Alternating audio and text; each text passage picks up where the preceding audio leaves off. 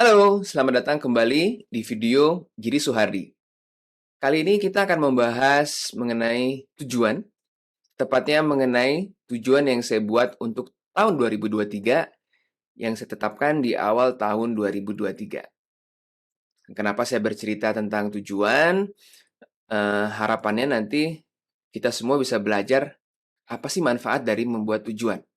Dan video ini saya buat berdasarkan pengalaman saya sendiri. Saya kutip beberapa target yang sudah saya tetapkan dan saya akan bagikan kepada kita semua. Di awal tahun 2023, saya menggunakan framework OKR, Objective and Key Result, untuk menentukan apa sih yang saya prioritaskan di tahun 2023. Tetapi di video ini saya ambil beberapa matriks atau beberapa target yang sederhana saja yang kemudian akan saya bagikan sehingga kita bisa belajar dari situ bagaimana sih pencapaian terhadap target-target yang sudah saya buat ini.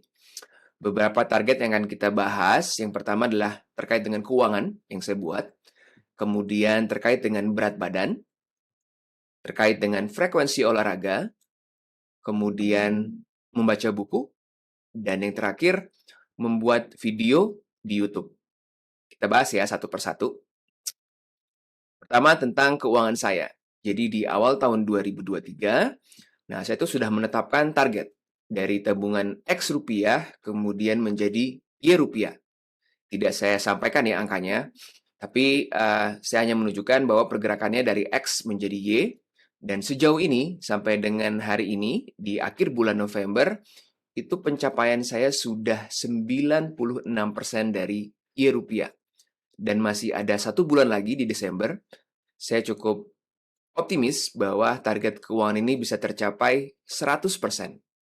Target yang kedua yaitu target berat badan. Di awal tahun saya menetapkan berat badan saya harus berkurang sebesar 10 kg. Ini berat ya, karena cukup lama, mungkin sekitar 5-6 tahun berat saya stabil di situ-situ aja. Sehingga ketika saya punya target untuk mengurangi 10 kg itu rasanya sangat menantang. Dan sejauh ini pencapaiannya sudah 90%. Sudah berkurang 9 kg dari target 10 kg. Masih ada 1 bulan lagi, Desember, mudah-mudahan masih bisa berkurang 1 kg lagi, sehingga targetnya bisa 100% tercapai. Target yang ketiga yaitu frekuensi olahraga. Di awal tahun saya tetapkan saya harus olahraga 3 kali seminggu, dan masing-masing berdurasi minimal 30 menit. Sejauh ini pencapaiannya sempurna 100%. Saya menggunakan sebuah aplikasi untuk track ya, seberapa rutin saya olahraga. Setiap kali saya olahraga nanti saya cek, saya tandakan iya. Dan sejauh ini itu rutin 3 kali seminggu dan masing-masing lebih dari 30 menit.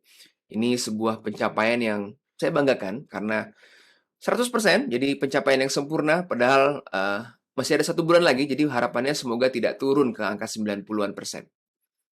Kemudian target keempat, ini membaca buku.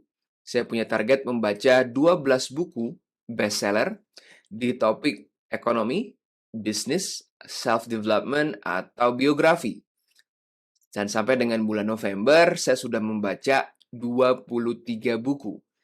Atau pencapaiannya sudah di atas 100% ya, 200% lebih.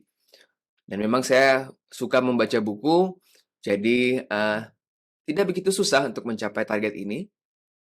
Dan yang terakhir, salah satu terakhir dari 5 target yang saya taruh di sini ya, itu adalah membuat video di YouTube sebanyak 12 kali. Harapannya itu bisa membuat video 1 kali per bulan. Nah, itu harapan di awal tahun saya tetapkan target seperti itu. Dan tereng, pencapaiannya baru 58%. Video ini adalah video ke-7 ya dari target 12.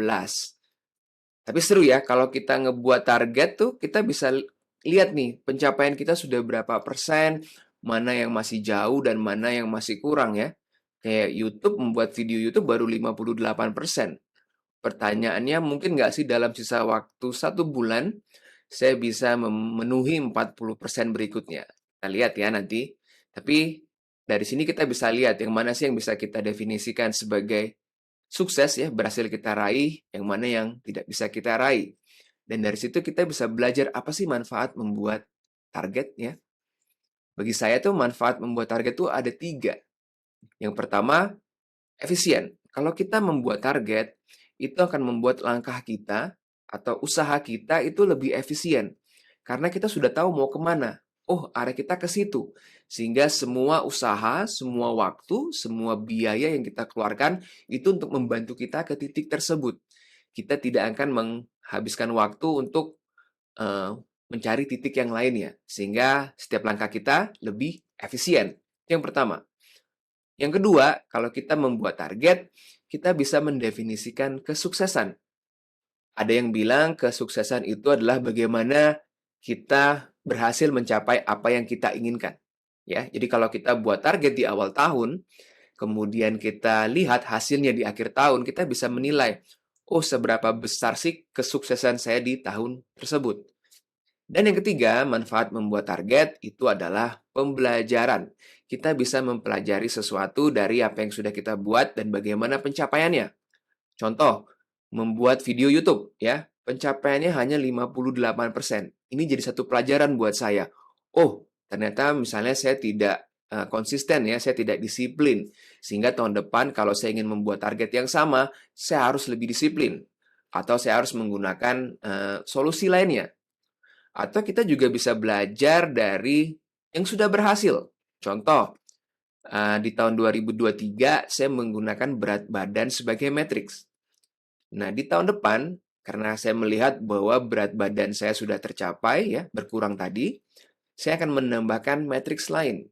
Misalnya, kita bicara tentang massa otot, kita bicara tentang body mass index dan sebagainya, sehingga ada matriks lain yang bisa kita tambahkan, sehingga sebuah proses itu bisa lebih komprehensif ya, solusi yang kita berikan.